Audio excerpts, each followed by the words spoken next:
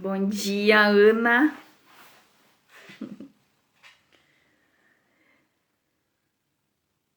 Bom dia. Vamos aguardar aqui as pessoas lindas que estão chegando, não é?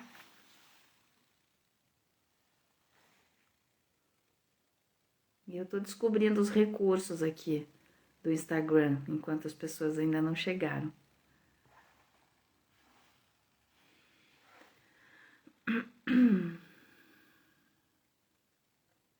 É tão bom ver você aí, Ana. Você não tem ideia do quanto. Tão fortalecedor, né?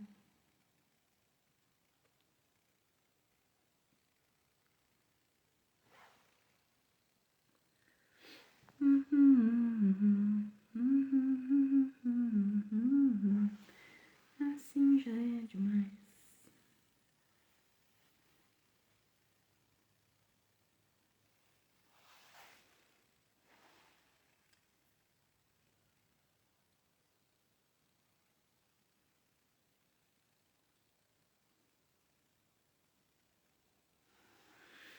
Ai, ai. Será que é porque é sexta-feira, o pessoal acordou mais tarde? Vamos ver aqui, não é?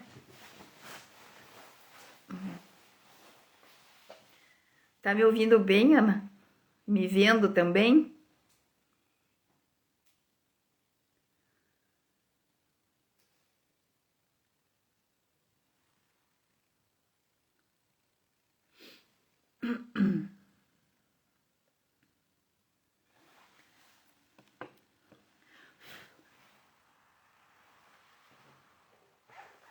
Joia.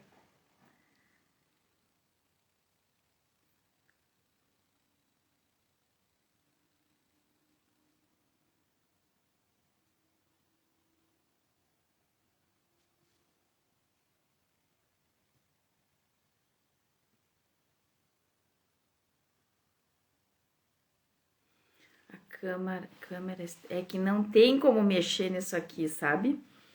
Tendo em vista a condição da minha casa em mudança, se eu mexer aqui, eu não tenho onde apoiar, porque o tripé ficou lá no consultório, chegou já.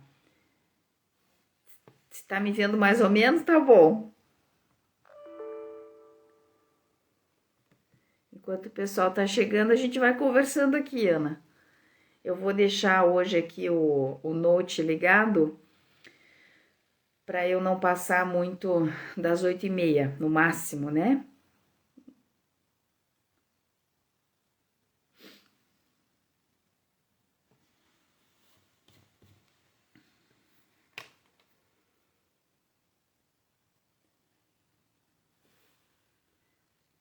Talvez se eu fizer assim, deixa eu ver.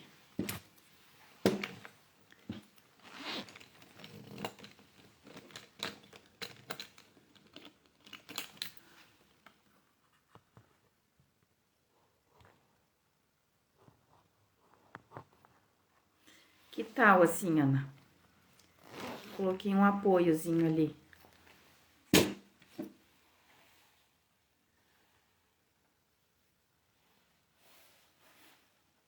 Ah, beleza. Sexta-feira acho que o pessoal tá sempre mais slow motion, né? Mais sossegado, assim, me parece. Na outra sexta-feira nós fizemos uma, tinha gente, né? Ah, então tá bom. O tripé chegou ontem, bem bonito. A moça lá que me atende lá na fábrica abriu para eu ver. É bem bonitinho mesmo. E eu tenho também um microfone de lapela, sabe? Mas tá nas caixas.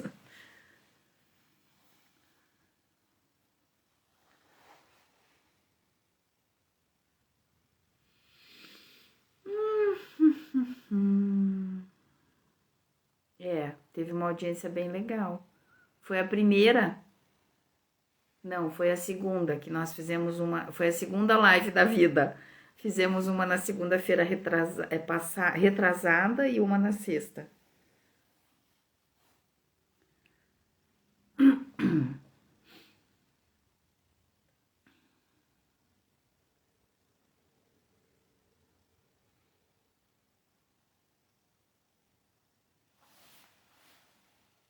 Ah, foi a primeira. Ah, é mesmo, é.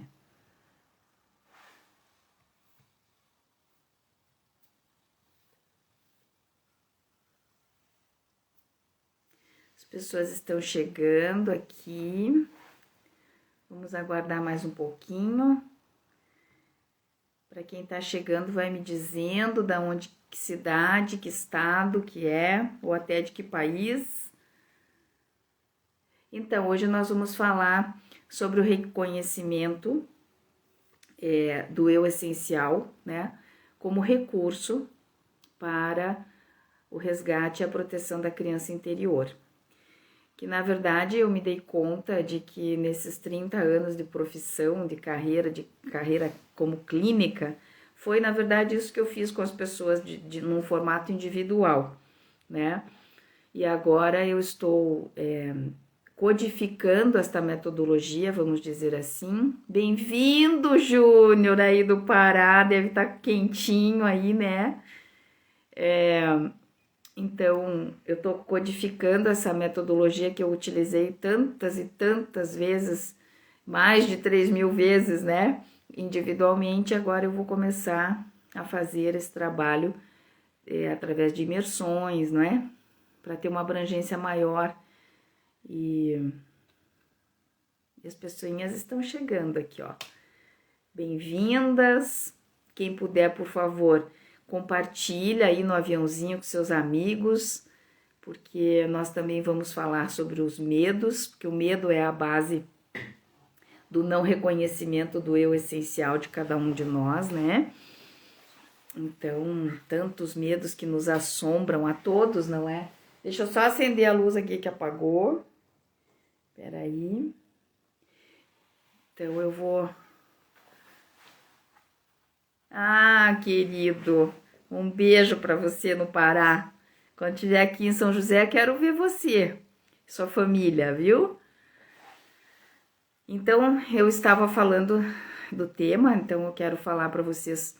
Vou aprofundar um pouquinho a questão do medo instintivo e o medo psicológico, que é o que nos assombra. Aí eu vou falar de como é que nós podemos fortalecer o nosso eu essencial como ferramenta de resgate e proteção da criança interior ferida, que todos nós temos uma criança interior, né? E por mais fortes que sejamos enquanto adultos e aparentemente bem resolvidos, essa criança interior vive em cada um de nós. E geralmente ela está ferida, né? Então eu vou falar sobre essas coisas todas e antes disso vou aqui me apresentar um pouquinho, né? Eu sou psicóloga clínica, formada pela Universidade Federal do Paraná e eu tenho uma atuação em consultório de 30 anos, com muita alegria e muita gratidão ao Criador por ter me concedido esta oportunidade de ser contribuição na vida das pessoas, né? E como eu disse numa das lives que eu fiz anteriormente, eu fui muito exigente assim com o meu conhecimento, estudei muito, foram várias pós-graduações para poder fazer o que eu faço com competência, né?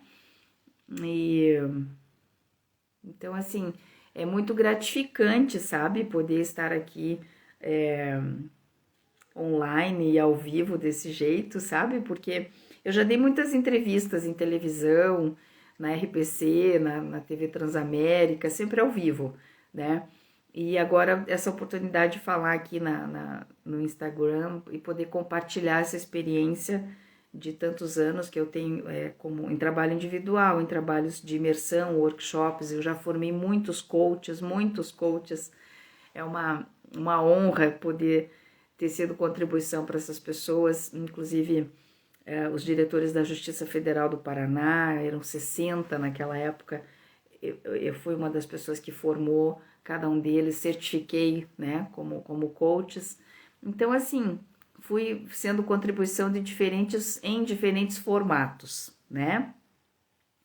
E atualmente eu venho me direcionando além do trabalho individual para esse trabalho mais, eu não diria que é uma psicoterapia em grupo, mas é um tipo de imersão que eu começo a fazer daqui para diante, aonde terá um efeito sobre as pessoas, terapêutico sim, né? Porque sempre a história de um vai contribuindo na história do outro, na história de cura, vamos dizer assim, né? Então isso ficou muito claro para mim ao longo desses anos também, e aí eu decidi começar a fazer essas imersões. Mas muito bem, então vamos continuar aguardando quem está chegando e vamos honrar quem está aqui, né? Eu vou começar a falar então,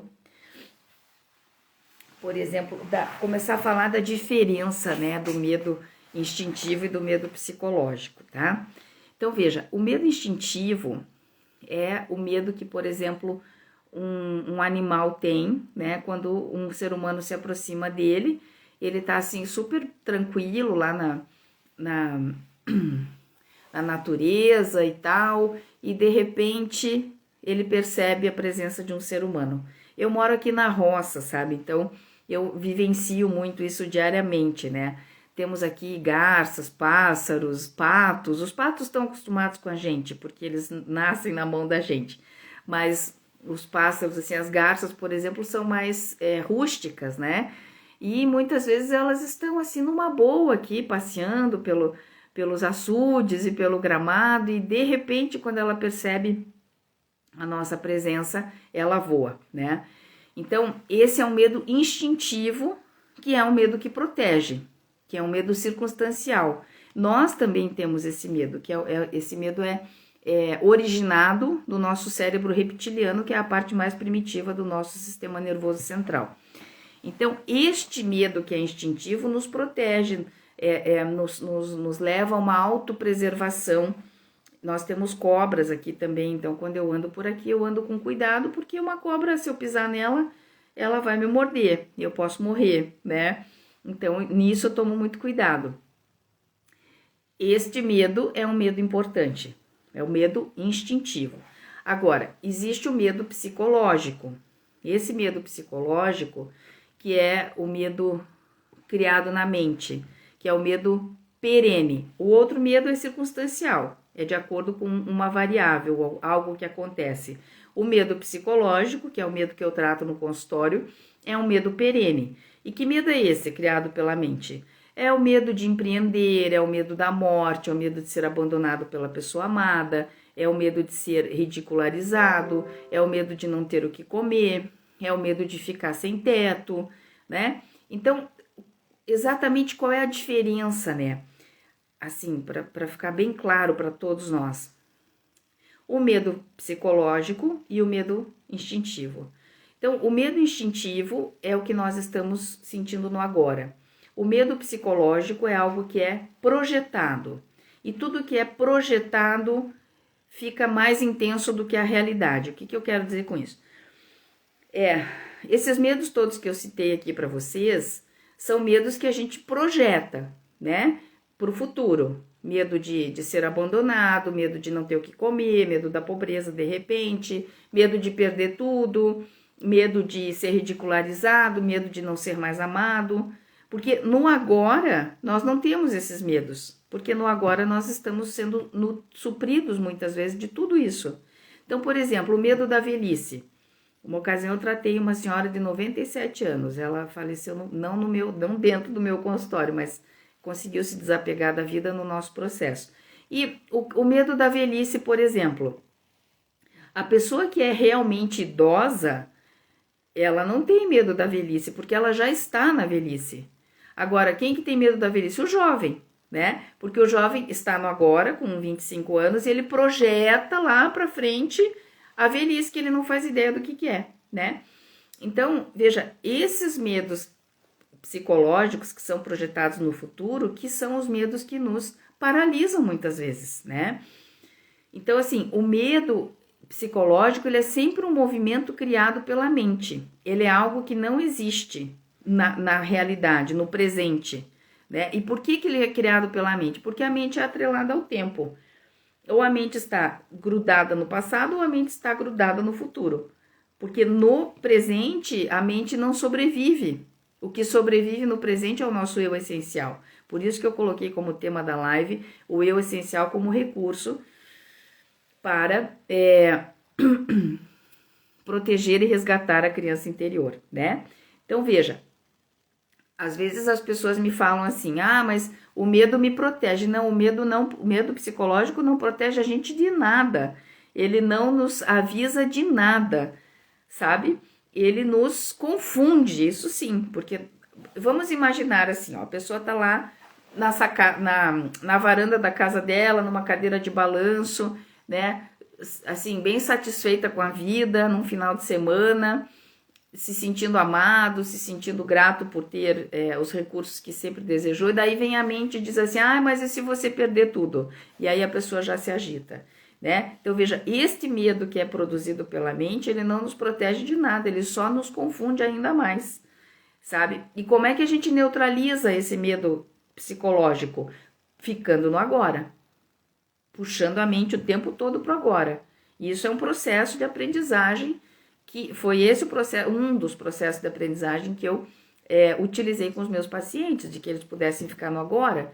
Eu tive uma paciente, até vou falar isso para vocês antes de continuar o tema, ela veio para mim com síndrome do pânico. Então, ela viu um painel digital que eu coloquei aqui na cidade, enorme, e estava escrito lá, hipnose como gerenciamento do estresse, ansiedade e depressão, e ela, como médica, sabia que a síndrome do pânico é uma desordem de ansiedade. Então, ela veio para mim,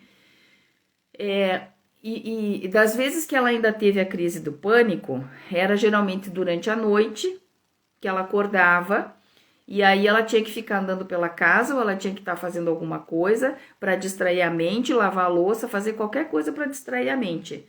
Então, veja, isso é uma disfunção psicológica. Não é um medo que protege, o medo psicológico é uma disfunção que tem como a gente tratar trazendo a pessoa para agora. Então, com o passar dos meses que ela ficou comigo, ela aprendeu a respirar melhor, ela aprendeu que tudo aquilo que estava se passando na cabeça dela de madrugada era produzido pela mente, consequentemente ela conseguiria, se ela tivesse consciência do que estava se passando na mente dela, administrar aquele medo. E realmente ela hoje não tem crises, não terá mais crises de pânico. Eu tenho uma outra paciente que está na África agora que também tinha pânico e tinha medo de sentir o medo de sentir pânico. E foi indo, ela foi administrando esse medo. Então, o que eu quero dizer para vocês? Que assim, o medo psicológico, ele só pode ser curado quando a pessoa coloca a consciência para observar os pensamentos, ou observar a mente. Aí a pessoa começa a ficar no agora. Respira, fica no agora. E é um desafio aprender a ficar no agora. Que é a porta estreita, né, que Jesus Cristo falava. Escolha a porta estreita, que é a mais difícil de passar, porque as portas largas são mais fáceis, mas ali na frente você vai ter problemas. Então, veja, eu considero que as portas largas são o passado e o futuro. Que é muito fácil ficar na memória ou ficar na imaginação. Nenhuma das duas coisas existe, daí na imaginação tudo é perfeito. Agora, ficar no agora exige concentração, exige esforço, exige vontade de ficar no agora. É um treino, né? Muito bem. Então, o que acontece aqui? Tive um outro paciente também que eu quero comentar com vocês, é um dos homens, ele vive ainda, ele tá com uns 85 anos hoje. Mas quando ele chegou para mim, ele tinha 73. Veja bem essa história. Ele é um dos homens mais ricos de Curitiba, do Paraná, já diria, né? E este homem chegou para mim com 73 anos, com a seguinte queixa, de que ele não dormia desde os 33, não dormia uma noite inteira, né? Porque ele tinha medo de perder os bens dele, medo de ser roubado, medo de ser enganado, né? Então, por que ele veio para mim? Porque ele tinha distúrbio do sono, porque não vivia na ansiedade, tinha um monte de dinheiro, mas vivia na ansiedade, com medo de perder tudo, e a falta do sono estressa tanto o cérebro que faz com que a pessoa vá perdendo a memória, que é essa parte temporal aqui do cérebro onde está localizada a nossa memória. Então, este homem estava perdendo a memória não pela idade, mas pelo estresse de não dormir, não é? Então, nós fomos trabalhando também essa imaginação que ele tinha de perder nada, porque no fundo, ele nunca tinha sido roubado por nenhum empregado e nem por nenhum sócio, era tudo imaginação. E esse homem foi indo, tanto é que está vivo e feliz até hoje, aos 83, né? Agora, claro, tem questões de memória hoje, mas são questões de memória em relação à idade mesmo, né? Mas já está dormindo bem melhor desde aquela época. Então, você veja, eu estou falando tudo isso para vocês, estou até olhando aqui, para caracterizar o medo psicológico. Pensa aí você agora nos teus medos. Ó, quais são os medos psicológicos que nós podemos caracterizar aqui? O medo de ser ridicularizado, o medo de ser abandonado, o medo de perder a pessoa amada, o medo da dor, o medo da morte, né? O medo do desconhecido, o medo de correr riscos, medo da velhice, medo da pobreza. Já recebi muita gente com medo da pobreza. O medo do julgamento, né? O medo do julgamento é um dos que mais pega a gente, não é? Eu me incluo, porque o julgamento, como eu disse na última live, é o câncer do mundo. A gente vai amadurecendo, vai ficando com menos medo do julgamento alheio, mas não é a maioria das pessoas. A maioria das pessoas tem medo sim de ser julgado, né? Então veja, nós temos infinitos medos, só que a grande novidade é que todos esses medos são originados de um único. Vou falar isso para vocês agora, presta bem atenção nisso. Então veja, qual que é esse único medo? Então imagina que nós estamos aqui no estado atual e existe aqui o estado projetado. Então, eu no estado atual, no agora, e eu no estado projetado, tá? Então, aqui é o que é certo. Se eu tô sentindo dor agora, é esta dor. Se eu projeto esta dor para o futuro, eu posso imaginar que ela é muito mais intensa do que eu pude imaginar.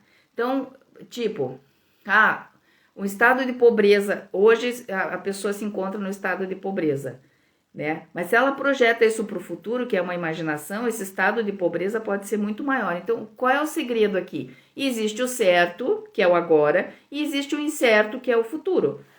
Esse trajeto entre o certo e o incerto que vai causar o medo. Então, você veja que todos esses medos que eu citei para vocês são causados por esta trajetória do certo para o incerto. Então, quando a pessoa consegue ficar no agora, ela não tem essa trajetória. Ela está no presente. É no agora que ela consegue ter ações para neutralizar a memória ou a imaginação. Eu considero esse o grande bingo da minha fala aqui. E o grande bingo de todas as pessoas que estiveram comigo no consultório. Porque todas que conseguiram ficar no agora, conseguiram neutralizar os seus medos, né? Eu, inclusive, porque eu já falei para vocês que eu tinha medo, inclusive, de dirigir em BR e hoje eu dirijo muito bem em BR. Por quê? Porque eu consigo ficar no agora. Então, isso foi sanado e saneado em mim, né? E aí, o que acontece? Pensa assim, ó, onde que você está neste momento? Você está me escutando aqui, esta é a verdade, é a realidade. Agora, se você estiver me escutando aqui, pensando que você vai ter que lavar a louça daqui a 10 minutos, isso aqui já deixa de existir. Então, você veja aqui a passagem do certo para o incerto, né? E tem mais pessoinhas chegando aí, sejam bem-vindos, tá? Então, veja, perceba que essa passagem do que é certo para o incerto, ou seja, do presente para o futuro, é uma ideia, somente uma ideia. Então, você observe que todos os nossos medos são originados de uma ideia, do que eu projeto para o futuro. E aí, onde é que entra a questão do reconhecimento da criança, do eu essencial como recurso para resgate e proteção da criança interior ferida? O eu essencial nosso, ele não é a nossa mente, o nosso eu essencial é a nossa consciência. É o que há de mais puro e essencial e eu diria até divino em nós.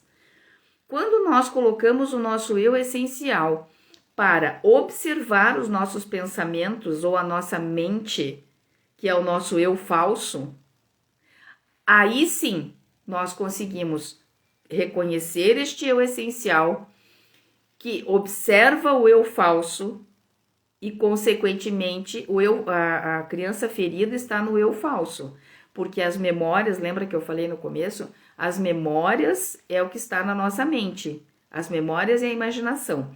Então, a criança interior ferida está na memória. A pessoa tem uma identificação com essas dores do passado, a identidade dela está focada no passado, na memória. E ela fica achando que ela é tudo isso. Ela não é tudo isso, ela é a consciência, ela é o agora. Então, veja, o tema da live, né? O reconhecimento do eu essencial como recurso para resgate e proteção da criança interior. O que aconteceu no meu consultório com essas 3.332 pessoas? Todas eram queixas diferentes, mas a base do processo terapêutico de cada uma foi muito parecido. Ou seja, elas foram paulatinamente reconhecendo o seu eu essencial, prestando atenção na consciência, deixando a consciência delas, que é a parte pura e essencial de cada uma delas, fluir através dela. Consequentemente, a mente, que é o eu falso, foi perdendo força, vamos dizer assim, evanescendo, perdendo força, e a pessoa foi se fortalecendo e se fortalecendo. Eu tenho alguns pacientes meus aqui que estão me ouvindo que vão poder confirmar isso que eu estou dizendo. A pessoa fortalece o seu eu essencial, olha para a criança interior ferida com amor, resgata, cuida, mas ela já não tem mais medo daqueles medos daquela criança interior ferida. É muito lindo esse processo. Eu acho que não tem nenhum psicólogo clínico aqui, eu acredito, mas se tivesse, vocês iriam poder ratificar essa beleza que é o processo terapêutico de autoconhecimento de uma pessoa, sabe? Porque é lindo de ver quando floresce na pessoa essa consciência, esse eu essencial, que fortalece essa criança interior, né? E ela fica guardadinha lá no interior dessa pessoa, mas não incomoda mais. Por quê? Porque a pessoa está presente, ela está no agora. Então, ela não projeta muita coisa mais para o futuro. Claro, nós precisamos sonhar, né? Sonhar, ok, mas não dá para viver lá no sonho, né? E projetar coisas... Quando a gente projeta coisas para o futuro, em termos de medo, né? Geralmente são coisas muito ruins. A gente tem medo de e quando a gente observa que quando o futuro chega, a gente observa que não era tão... Eu vou tomar uma água aqui. A gente observa que não era tão ruim quanto a gente tinha imaginado. Então, por exemplo, eu moro na roça, né, que vocês sabem. E aqui tem um boteco aqui do lado, mercearia, a venda que eles chamam, né? Acho que eu não falei isso na outra live, não sei, mas tá escrito lá na venda assim, fiado só amanhã. Daí quando eu cheguei aqui na roça, eu pensei, nossa, amanhã isso aqui vai estar cheio, né? Porque fiado, amanhã é dia de comprar fiado, as pessoas de certo vêm fazer fila aqui, né?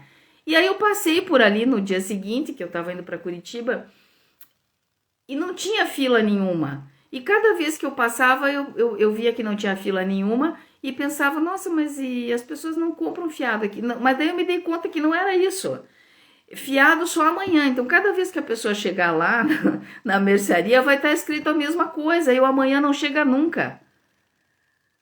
A mesma coisa são os nossos medos. Os medos psicológicos que eu falei no início, né? A gente fica achando que o medo da pobreza, o medo de não ter dinheiro, o medo de ser abandonado, o medo de ser ridicularizado, vai ser muito pior. O medo da velhice vai ser muito pior do que nós estamos pensando. E não é bem assim. Quando o futuro chega, né, a coisa fica mais suave do que nós imaginávamos. Esse foi o processo de cura dos meus pacientes. Muitas vezes. Eles perceberam que o agora é mais seguro de ficar. O futuro é incerto. Meu pai sempre dizia, o futuro a Deus pertence, né? E é a mais pura verdade. Nós não sabemos o que vai acontecer com o futuro. Mas nós podemos ter os pés no presente e o pensamento, às vezes, no futuro, que é o nosso planejamento e tal. Mas nós não podemos viver o planejamento, nós só podemos viver o agora. Milton Erickson, que é um dos precursores da hipnose ericksoniana, que eu utilizo como ferramenta no consultório, ele dizia isso. O livro é O Homem de Fevereiro.